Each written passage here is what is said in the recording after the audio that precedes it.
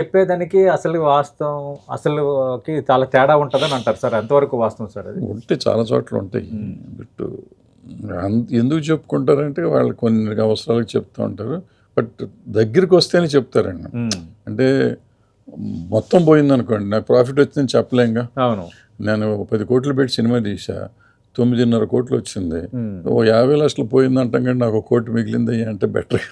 Positive vibe create అది అట్లా చెప్తారు తప్ప మొత్తం పోయినాడు చెప్పినాక నమ్మరుగా. అవును.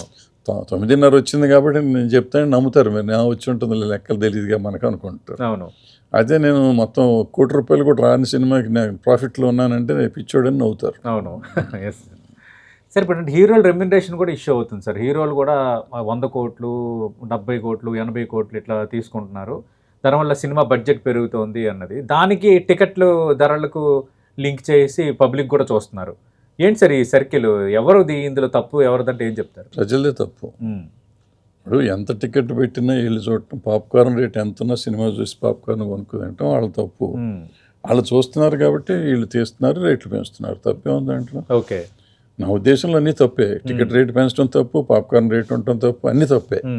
కానీ వాళ్ళు చేస్తుంటే వెళ్తున్నారు కదా. ఓకే. మీకు రెవెన్యూ అంత వస్తున్నప్పుడు, ఇప్పుడు నేను ఈ మాట అన్నా అనుకోండి, ఈర్ష్య అంటారు. నీకు చేతకాక నువ్వు అంటున్నావు అంటున్నారు. అవును. నాకు చేతగా నిజమే. అవును, నిజమే, నాకు చేయటం చేత కాదు. కానీ అందరూ చూస్తున్నప్పుడు మనం ఎందుకు కామెంట్ చేయాలంట. ఓకే. కామన్ మ్యాన్ అంటున్నా, కామన్ మ్యాన్ కూడా వెళ్ళి చూస్తున్నాడు కదా. అవును. ఎంతమంది దగ్గర అంత డబ్బులు ఉంటాయండి? రోజుకు 1000 రూపాయలు ఖర్చు పెట్టి అంత డబ్బు ఎవరి దగ్గర ఉంటుందండి? అయినా పెట్టి సినిమా చూస్తున్నారు. టికెట్ ఒక్కోసారి 1000 రూపాయలు కూడా పెడుతున్నారు. టికెట్ కొనపోయినా టికెట్ 10 రోజుల వరకు చాలా హైయెస్ట్ 500-400 రూపాయలు టికెట్ పెట్టుకున్నా ఇంకో 300-400 పెడితే 1000 రూపాయలు అయిపోతుంది.